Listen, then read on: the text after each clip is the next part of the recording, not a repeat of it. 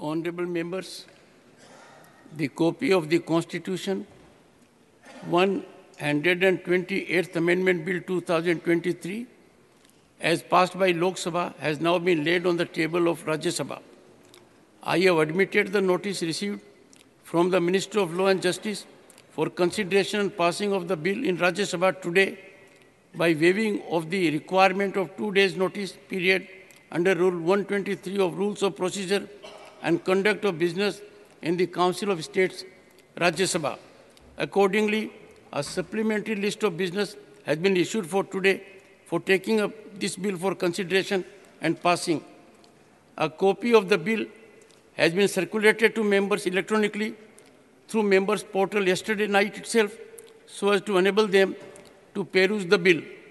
In view of the short time period available to members, I have decided that those members who desire to give notices of amendments to the said bill may do so now till 2 p.m. so as to enable the Secretariat to process and circulate the list of amendments. Notices received after 2 p.m. will, however, not be processed.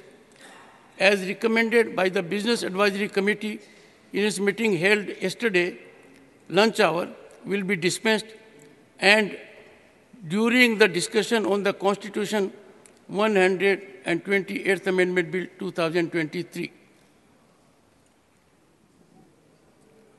Shri Arjun Ram Meghwal to move a motion for consideration of the Constitution 128th Amendment Bill 2023. Chairman sir, मैं आपकी अनुमति से प्रस्ताव करता हूं कि संविधान को और संशोधन करने वाले 128वें संविधान संशोधन विधेयक 2023 को विचारार्थ लिया जाए। आपकी अनुमति हो तो कुछ इस संबंध में बोलना चाहता हूं। Thank you sir.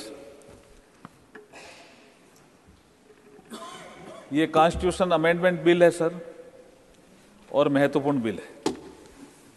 महिला सशक्तिकरण की दिशा में एक बढ़ता हुआ कदम है, दुनिया को भी दिशा दिखाने वाला कदम है।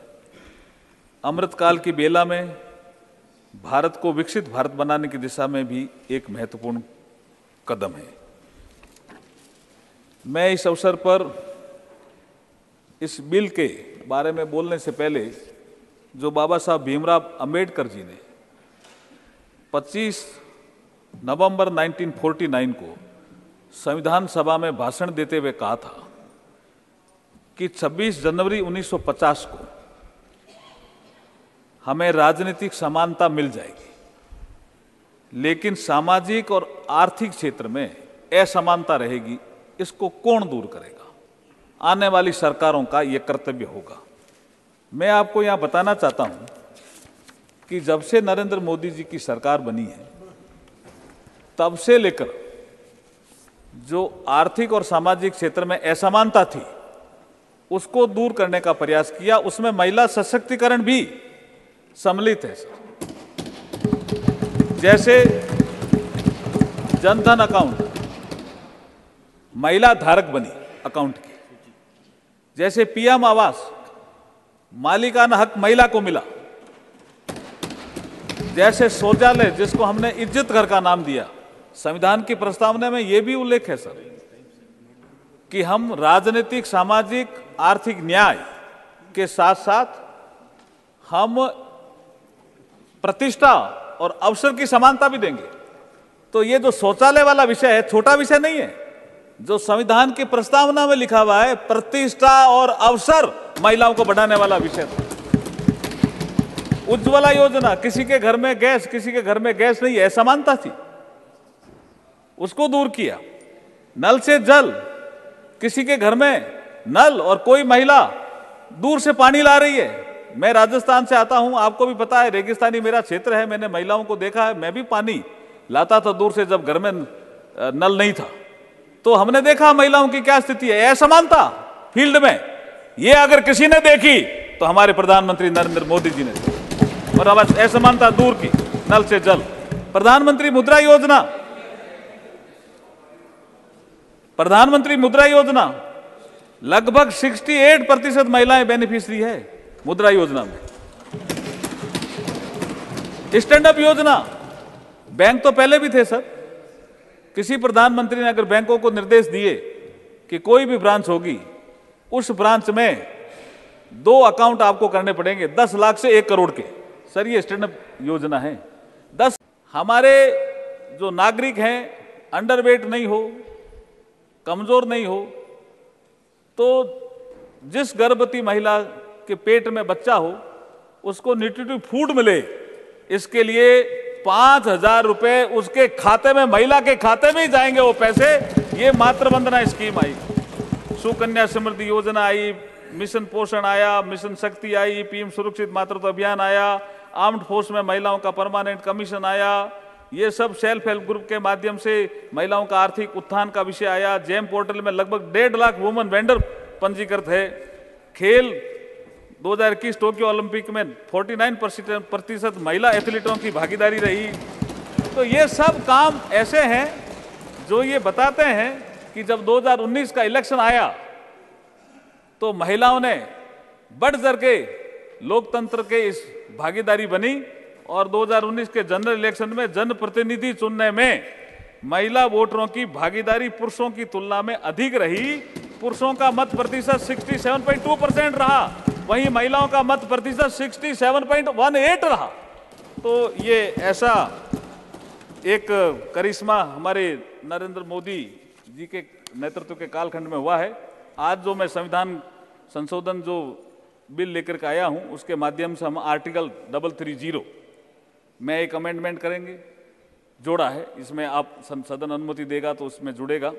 आर्टिकल 332 में एक सेक्शन इंसर्ट होगा, आर्टिकल 334 में एक सेक्टर इंसर्ट होगा, क्रमशः ये 33A, article 332A, article 334A, ये न्यू आर्टिकल होंगे संविधान में, जिसके माध्यम से लोकसभा और देश की सभी विधानसभाओं में 1/3 सीटें नारी शक्ति के लिए आरक्षित की जाएगी। ये बहुत बड़ा कदम है, बहुत बड़ा कदम है। ये रिजर्वेशन सर हॉरिजॉन्टल भी है और वर्टिकल भी है। इसमें SC/ST की महिलाओं को भी रिजर्वेशन है, इसलिए सेंसस आवश्यक है और डीलिमिटेशन आवश्यक है।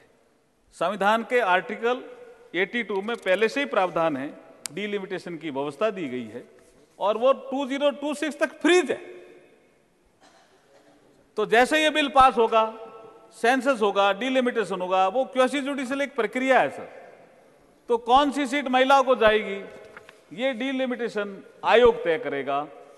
ये मैं आपके माध्यम से कहना चाहता हूं। ये कमीशन सभी स्टेक होल्डर से भी कंसल्टेशन करेगा और ये व्यवस्था में आरक्षण न्यायोचित और पारदर्शितापूर्ण प्रणाली के लिए डीलिमिटेशन का विषय आता है। बिल के स्टेटमेंट्स ऑफ ऑब्जेक्ट्स में स्पष्ट रूप से लिखा है कि आजादी के 75 वर्ष पूर्ण होने के बाद भारत जब, ये SOR में है सर, आजादी के 75 वर्ष पूर्ण होने पर भारत जब 2047 तक अमृतकाल की विकसित भारत की यात्रा प्रारंभ कर रहा है, तो उसमें नारी शक्ति के योगदान की एक महत्वपूर्ण भूमिका रहने वाली है। इस बिल के माध्यम से हम माननीय प्रधानमंत्री जी के ध्येय वाक्य सबका साथ, सबका विकास, सबका विश्वास, सबका प्रयास के मंत्र को साकार रूप प्रदान कर रहे हैं। सभापति महोदय, मोदी सरकार के नेतृत्व में नारी शक्ति के विकास के लिए, महिला सशक्तिकरण के लिए जिन योजनाओं का उल्लेख मैंने पहले किया, उसी श्रृंखला में आज का ये बिल है। और एक और प्रधानमंत्री जी ने कहा है कि हम वुमेन डेवलपमेंट से वुमेन लेड डेवलपमेंट की ओर तेजी से बढ़ रहे हैं, जो हमारा G20 का भी एजेंडा था। महोदय, हमारे संविधान की प्रस्तावना में भी, जैसे मैंने जिक्र किया पहले, राजनीतिक, सामाजिक, आर्थिक न्याय की बात कही है, साथ में सभी के लिए प्रतिष्ठा और अवसर की समानता की बात कही गई है। आज मोदी सरकार महिलाओं को आर्थिक रूप से भी सशक्त बना रही है, शिक्षा और स्वास्थ्य के क्षेत्र में भी समानता स्थापित कर रही है। ये सब श्रृंखला के माध्यम से, ये श्रृंखला आज जो मैं बिल लेके आया हूं, ये उससे जुड़ा हुआ ही एक एक कदम है। मैं एक कविता के माध्यम से मेरी बात को, आज अभी की बात को, चर्चा जो होने वाली है उसको समाप्त करना चाहूंगा। सपने सब साकार करेंगे, सपने सब साकार करेंगे, नारी को अधिकार मिलेंगे, मातृशक्ति नेतृत्व करेगी, जन गण मन की शान बढ़ेगी। बहुत बहुत धन्यवाद।